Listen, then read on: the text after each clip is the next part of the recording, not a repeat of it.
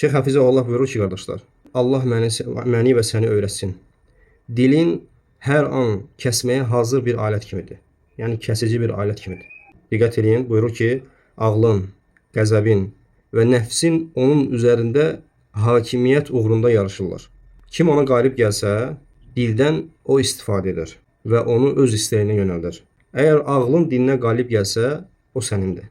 Yox, əgər qəzəb və nəfs ona qalib gəlsə, o düşməninin xidmətindədir.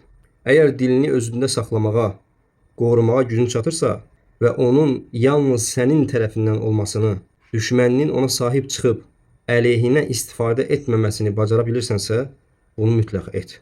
Baxın, Şeyx Hafizəhullah buyurur ki, dil hər an kəsməyə hazır bir alət kimidir. Ağıl, qəzəb və nəfs, bu üç şey sənin dilinə hakim olmaqda, yəni dilinin üzərində hakimiyyət qurmaqda ya bir-birlərlə yarışırlar.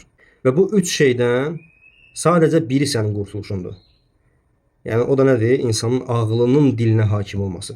Əgər ağlın dilinə hakim oldusa, yəni sən düşünüb danışırsansa və o dilinin səni hansı faydalara aparacağını bilirsənsə və hansı şərlərə aparacağını bilirsənsə və ağlın onu idarə etdiyi müddətcə sən xeyir içərisindəsən.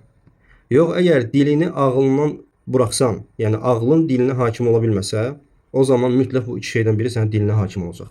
Ya qəzəbin, ya da nəfsin.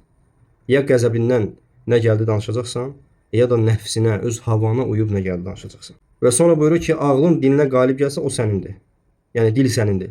Onu saxlaya biləcəksən, idarə edə biləcəksən, xeyrinə istifadə edib, zərəri uzaqlaşdırmaq üçün istifadə edə biləcəksən. O sənin xidmətçin olacaq. Yox, əgər qəzəb və nəfs ona qalib gəlsə, düşməninin xidmətindədir. Nəfsinin və şeytanın xidmətindədir. Yəni sənin əleyhinədir. Və əgər buyurur ki, Şeyx Hafizəhullah, əgər sən dilini saxlaya bilirsənsə, qorumağa gücün çatırsa, düşmənə vermirsənsə və bunu bacarırsansa, bunu mütləq etməlisən.